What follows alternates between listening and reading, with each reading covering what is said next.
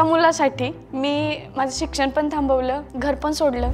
तेव्हा डोक्यावर फक्त प्रेम आणि प्रेम आणि प्रेमच होतं, बाकी काही विषय नव्हता। मला त्या मुलाकडून त्रास होत होता।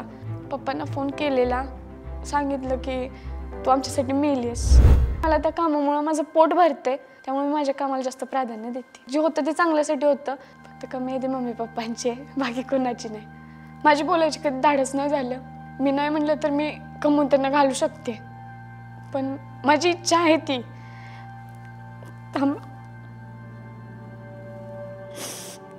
आज तुम्हाला मी माझी रिअल स्टोरी जी आहे, माझी पूर्ण जी गोष्ट आहे लाईफची, ते सगळं तुम्हाला सांगणार आहे। जे माणसांचा दृष्टिकोन आहे आता माझ्याकडे बघण्याचा, की ही डान्स करते, ही छपरी आहे असं वगैरे काही, तर मला वाटतंय थोडं काही ना तुमचा बघण्याचा दृष्टिकोन बदलेल।